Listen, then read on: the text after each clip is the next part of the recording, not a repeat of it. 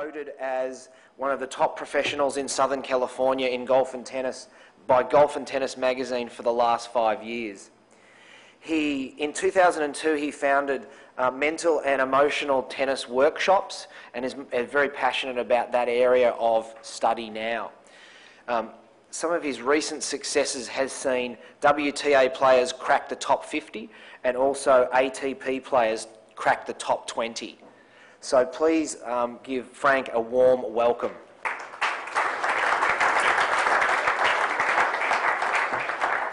Thanks, Travis. How are you guys doing? We're going to kind of make this a little bit of an information exchange, so feel free to yell out whenever you want, questions, comments. So the first thing is, what do you think, the beard or no beard, with the picture up there? That's the important. Beard, keep the beard. All right, cheers. Cheers. We're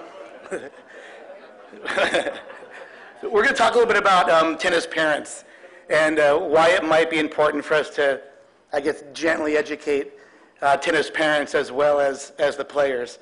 And so the first obvious reason is they're paying most of our bills.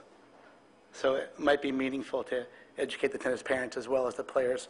So we spent a lot of time in the States running different types of tennis parent workshops at clubs. And so it's proven to be a kind of an outside-the-box new idea, but it's really taken off. So I encourage you to kind of explore that a little bit, tennis parent workshops as well. All right, so the top 20 tennis parent blunders, let's kind of bang through it a little bit.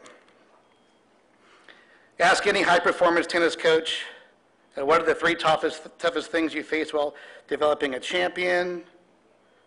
And the answer, as you all know, parents. So I spend about 8 or 9 hours a day, 6 days a week with top nationally ranked kids in California. And it's pretty brutal sometimes with the tennis parents. So we want to kind of make sure that we're kind of cutting through some of the misnomers out there, or the tennis myths, okay? So let's kind of go right for it. Junior tennis champions are born from great sacrifice. They are never the result of selfish parents. So that's a big key. We want to kind of help, again, gently promote that to the parents. What's often perceived as a God-given natural gift is actually a learned behavior. So talent really is work ethic and perseverance. Talent isn't something that they're just naturally born with. So that's a big key that we're finding over and over and over. We'll get into that a little bit deeper in one of the blunders. The parent is the most important adult figure that will define, shape, and mold the child. Pro Tour players rate their parents as playing the most significant role in their overall development. So you're seeing the common theme is it might be meaningful to educate parents. Terrific children and tennis champions aren't born. They're developed. And as important as the coach's role is, the tennis parent role is tenfold more important, from Nick Bollettieri. So let's go right into it. And again, feel free to yell out. Let's make this more of an information exchange. I've already picked up on my little phone, I put at least a dozen good tips from Michael's presentation. So I think we're all here just to learn. And I take my hat off to all of you for kind of getting outside of your comfort zone and kind of entering into the learning zone and doing these things. I think it's meaningful. So the first blunder is ignoring your child's brain and body type. The names of some of these players have been changed to protect the guilty, so we'll have to make up some names here for some of these kids. These two boys are, of course, identical twins. Evan on the left with the white shirt has a certain brain type opposite of his brother. So let's get into that. Does everybody understand brain types and body types a little bit? We use that almost every day on the tennis court. So the player's natural genetic predisposition is really meaningful as to what style they're going to find success with tennis. So we're going to go into it a little bit with the brain type. Evan on the left is a ENFP brain type. So he's an extrovert, an intuitive, feeler, perceiver. If anybody knows Myers-Briggs, it's pretty important for developing champions. His brother, though, Jared is ISTJ. So he's an introvert sensate. He's a thinker and he's a judger. And you'll see it as we get into it more and more. We're going to kind of point out some of these little characteristics. So on the left, in the white shirt, I've been being an extrovert. His issue really is focusing. He knows who's cheating on court 6, what the score is on court 9, 10, and 11. He knows what the guy's eating over by the back fence, the cute girl on the left, and he knows the Qantas flight flying overhead. He's an extrovert. He's all over the place with his thoughts and his vision. His brother's more of an introvert. His brother says about 3 words per lesson. He's very, very happy kind of recharging his batteries with alone time.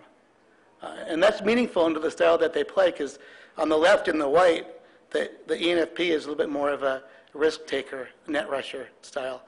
And his bro is a backcourt counterpuncher. But if these 2 juniors walked into your program, in my opinion, it's meaningful to brain type them first, because you might not want to train them the same. You'd be making a big, powerful mistake if you did. Okay, the second category, real quick. Sensate and intuitive. On the white, the intuitive, he goes by his gut instincts. He can kind of look at different details, who, what, where, why, when, but he makes decisions based on how he feels, his gut instinct, intuitive. With the red shirt, and again, I'll try not to use any real names since we're being filmed. He is more of a sensate. So I was talking to the 2 brothers about buying their first car about 6 months ago. And the sensate was talking about how he's going to Google the car, look at the cylinders, what color it comes in, every detail of the car. The other brother, the intuitive, goes, man, I just want it in silver. He doesn't even care. He says, I just want to know where the key goes, and I want it in silver. That's how an intuitive thinks. So let's move along a little bit. Again, on the white, feeler, and in the red shirt, he's more of a thinker. So the feeler is really, really powerfully in tune to the room. And he's really into the idea of who's upset, who's not upset. Feelers have a little bit more trouble closing out people. They have a little bit more trouble dealing with cheaters, dealing with frustration. Thinkers are a little bit more emotionally stable on the court, shall we say. So you're going to find different issues. And the last is judges and perceivers. Perceivers, the young man in the white, he's definitely a big picture, global thinker, outside the box thinker. And in the red, he's very detail oriented, very sensate. Rules matter. Rules are very important.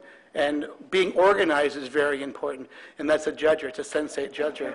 And I've never met Michael before, but I would bet he's an SJ brain type. Just by his last presentation, it was perfectly detailed.